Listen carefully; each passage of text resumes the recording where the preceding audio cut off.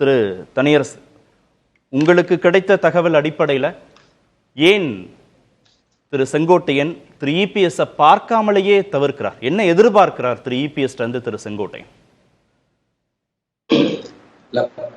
அதாவது அண்ணா திராவிட முன்னேற்ற கழகத்திற்கு அம்மாவுடைய மறைவுக்கு பிறகு படிப்படியா ஒரு தலைமை, பல நெருக்கடிகளை கடந்து எடப்பாடியிடம் தலைமையில் ஒரு பெரும்பான்மையானவர்களுடைய தலைமையில் அதிமுக இப்பொழுது இயங்கினாலும் அது ஒரு வலிமையற்ற நிலையில், தலைமையின் உறுதியற்ற நிலையில், நம்ம தொண்டர்களில் அல்லது அனைத்து நிர்வாகிகளின் நம்பிக்கையற்ற நிலையில் இயங்குகிறதுங்கிறத நம்ம பல நாள் பல விவாதங்கள்ல பார்த்தோம்.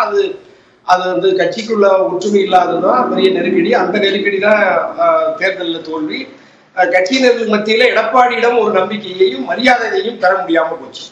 அதாவது தலைமையை கைப்பற்றுகிற பொழுது என்ன சொன்னார் என்றால், எடப்பாடியாகிய நான் அதிமுக பொதுச் செயலாளராக வந்துவிட்டால் நான் புரட்சி தலைவரை போல, புரட்சி தலைவர் அம்மாவை போல இந்த கட்சியை வெற்றிக்கான பாதையை நோக்கி நான் நகர்த்தி என்னால் இந்த கட்சியை காப்பாற்ற முடியும், இந்த கட்சியை ஆட்சிக்கு கொண்டு வர முடியும் என்று ஒரு நம்பிக்கையை ஊட்டித்தான் அந்த பொதுக்குழுவில் தீர்மானம் போட்டாங்க.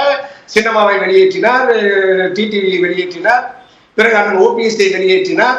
இனி யாருமே நம்ம வெளியேற்றுவதற்கு யாரும் இல்லை, போட்டியாளர்கள் யாரும் இல்லை, விருப்பம் போல் சுயமாக செயல்பட்டு இந்த கட்சியை நான் உச்ச அந்தஸ்துக்கு கொண்டு வருவேன் நம்பிக்கையை ஊட்டித்தான் தேர்தலை 2024 சந்தித்தார். 2024 தனி தலைமையை அவர் ஏற்றுக்கொண்ட பொழுதும் வரலாற்றில் எப்பொழுதும் இல்லாத படுதோல்வியை சந்தித்த எடப்பாடி, அந்த எடப்பாடி தோல்வியை கூட ஆய்வு செய்து அந்த தோல்விக்கான காரணங்களில் இருந்து தன்னை அல்லது வியூகத்தை மாற்றி அமைப்பார் என்று மூத்த தலைவர்கள் விரும்பினார்கள். அதில் முதன்மையானவர் நம்முடைய அண்ணன் கே.ஏ. செங்கோட்டையன் தான். அப்ப அந்த செங்கோட்டையன் என்ன நினைக்கிறாருன்னா, கட்சியை உயிருக்கு உயிராக நேசிக்கிறவர். நம்ம எல்லாத்துக்கும் தெரியும். மூத்த இருப்பதிலேயே அண்ணா திராவிட முன்னேற்ற கழகத்தில் தமிழ்நாட்டில் புரட்சி தலைவரோடு அரசியல் பயணத்தை துவக்கியவர் அண்ணன் கே.ஏ. செங்கோட்டையன். புரட்சி தலைவர் அம்மாவின் பெருநம்பிக்கையை பெற்றிருந்தவர் அண்ணன் கே.ஏ. செங்கோட்டையன். சின்னம்மா அவர்களினுடைய பெருநம்பிக்கையை பெற்று கூவத்தூரிலும் தன்னுடைய எந்த பெரிய எதிர்பார்ப்பும் இல்லாமல் தன்னுடைய ஜூனியராக இருக்கிற எடப்பாடியே கூட அந்த பொறுப்புக்கு, முதல்வர் பொறுப்புக்கு வருகிற பொழுது கூட அவர் ஒன்றும் தடுமாறாமல் அதை ஏற்றுக்கொண்டு பெருந்தன்மையானவர், கட்சியின் நலனுக்காக அதை ஏற்றுக்கொண்டவர் அண்ணன் கே.ஏ. செங்கோட்டையன். அதற்கு பிறகு ஓபிஎஸ் அல்லது பல நெருக்கடிகள் வந்த பொழுது கூட எந்த சலனமும் இல்லாமல் பரதனை போல பதவியை எதிர்பார்க்காமல் கட்சியினுடைய நலன் கருதி இத்தனை ஆண்டு காலம் தொண்டாற்றினார். ஆனாலும் அந்த கட்சியினுடைய பரம விசுவாசியா இருக்கிற ஒரு மூத்த நிர்வாகி தொடர்ந்து கட்சியினுடைய இந்த வீழ்ச்சியை எடப்பாடி ரசிக்கிறார். வெற்றிக்கான வியூகத்தை மாற்றி அமைக்க மறுக்கிறார். ஆகவே ஒரு அதிமுகவினுடைய உயிராக நேசிக்கிற மூத்த தலைவர் அண்ணன் கே.ஏ. செங்கோட்டையன் இந்த எடப்பாடியுடைய போக்கை ஏற்காமல் நிராகரித்து பல முறை அறிவுறுத்தி பார்க்கிறார். அறிவுரையை ஏற்க மறுக்கிற எடப்பாடி இந்த கடைசி உச்ச நிலையிலையும் இவர் திருந்துவதற்கு வாய்ப்பு இல்லைங்கிறதுனாலதான் நீங்க அந்த உழவர் மாநாடு, அவனாசி அத்திக்கடவு திட்டத்தை இவருக்கு தனியா இவருடைய சொந்த முயற்சியில, இவருடைய கட்சியில், இவருடைய சொந்த பணத்தில் செலவழித்ததை போல விவசாயிகளின் மாநாடு என்கின்ற பெயரில் அந்த வரலாற்று சிறப்புமிக்க திட்டத்தை நிறைவேற்றியதற்காக தனிப்பட்ட எடப்பாடிக்கு விழா எடுத்தார்கள். அது அண்ணா திராவிட முன்னேற்ற கழகத்திற்கும் கட்சிக்கு விழா எடுக்கப்படவில்லை. அதனுடைய நிறுவன தலைவர் புரட்சி தலைவர் அம்மாவின் திருவுருவ படங்கள் இல்லாமலேயே எடப்பாடியையே உச்ச அந்தஸ்தில் வைத்து அங்கே இருப்பவர்கள் எல்லாம் அப்படி ஒரு நிகழ்ச்சியை நடத்தினார்கள். அது அண்ணன் செங்கோட்டையனுக்கு பிடிக்கவில்லை. ஆகவே அவர் அப்பொழுதே அதை பத்திரிகை, இதெல்லாம் தான் உண்மையான காரணங்களா? இது எல்லாருக்குமே தெரியும். பொதுவெளியில அவரும் பேசிட்டார், செங்கோட்டையனும் பேசிட்டாரு, பல நிகழ்ச்சிகள்லையும் பேசப்பட்டாச்சு, விவாத நிகழ்ச்சிகள்லையும். உண்மையிலேயே இந்த அதிருப்தி தான் காரணமா?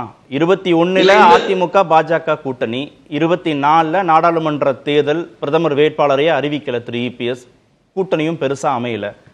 26 தேர்தல் அமைஞ்சிருச்சு, அதுலயும் தோல்வியை சந்திச்சிருச்சு அதிமுக, பெரும் பின்னடைவு அப்படின்னா நீங்க சொல்ற அந்த தொடர் வீழ்ச்சி அப்படின்னு திரு செங்கோட்டையன் ஒரு காரணமாக சொன்னால், அவர் சொல்லல, சொன்னால் அதை ஏத்துக்கலாம். பெருசா இபிஎஸ் மேல ஒரு பெரும் குற்றச்சாட்டை வைக்கக்கூடிய அளவுக்கு ஒன்றும் நடந்துராத போது ஏன் எலெக்ஷனுக்கு ஒரு வருஷத்திற்கு முன்பாக ஏன் அவரு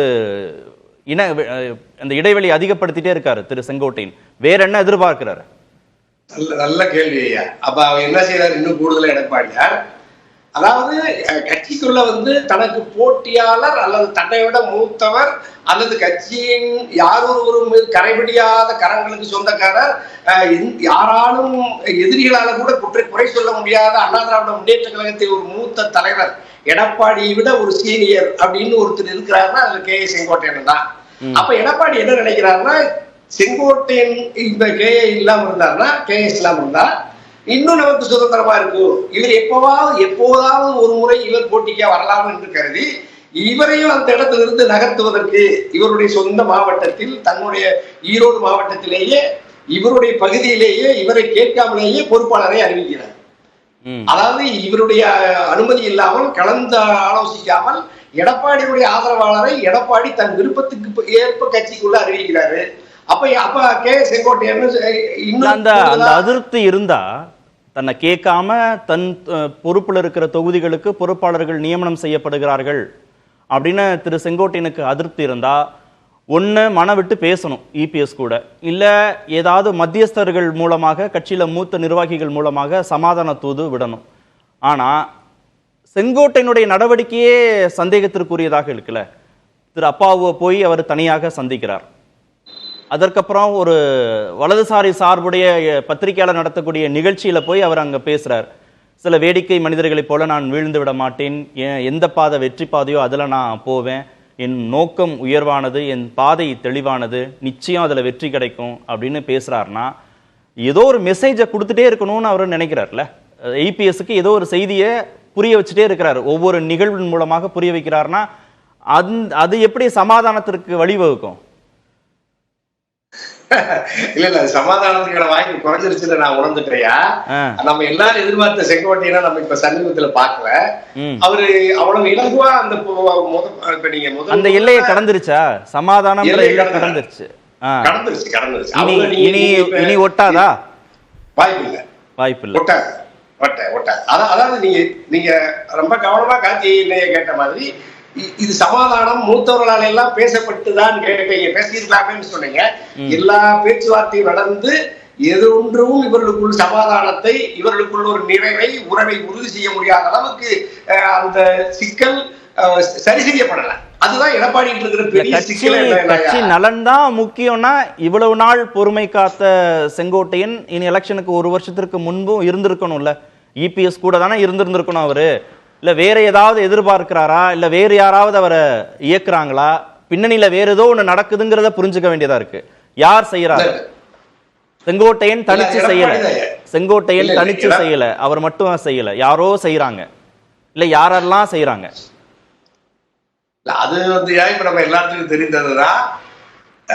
இப்ப எடப்பாடியிடம் இருக்கிற எடப்பாடியுடைய வலிமையை பலகீனப்படுத்துவதற்கு பல்வேறு புற ஆற்றல்கள் தீவிரமாக விளையாற்றுகிறார்கள். அது அரசியல் இயல்புதான். ஆனால் எடப்பாடியாக அதை சரி செய்கிற ஆற்றல் அல்லது அதை ஒழுங்கு செய்கிற ஆற்றலை எடப்பாடி இழந்ததனால் எதிரிகளினுடைய சூழ்ச்சிக்கு, தன்னுடைய கட்சியை பலகீனப்படுத்துவதற்கு, தன்னுடைய கட்சியினுடைய முன்னணி நிர்வாகிகள வெளியேறி தன் மீது குற்றச்சாட்டை, விமர்சனத்தை சொல்வதற்கும் அல்லது அதற்கான வாய்ப்பை உருவாக்குவதற்கும் எடப்பாடியே இரையாகிறார். எடப்பாடியே அதுக்கான வாய்ப்பை சூழலை உருவாக்கி தருகிறார். அதுதான் இப்ப நீ சின்னமா இருந்தாலும், டிடிவியா இருந்தாலும், ஓபிஎஸ்ஆ இருந்தாலும், நீ செங்கோட்டையன் வரைக்கும் வந்து இந்த நெருக்கடியை விரிசலை கூடுதலாக்குகிறார் என்றால் இப்படி புரிஞ்சுக்கிறேன். செங்கோட்டையனுக்கு இபிஎஸ் நெருக்கடி கொடுக்கிறார், இப்படி எல்லாம் நடந்துக்கிற மாதிரி. கரெக்டா? உறுதியா. சரி, அடுத்த சுற்றிலையும் பேசும்.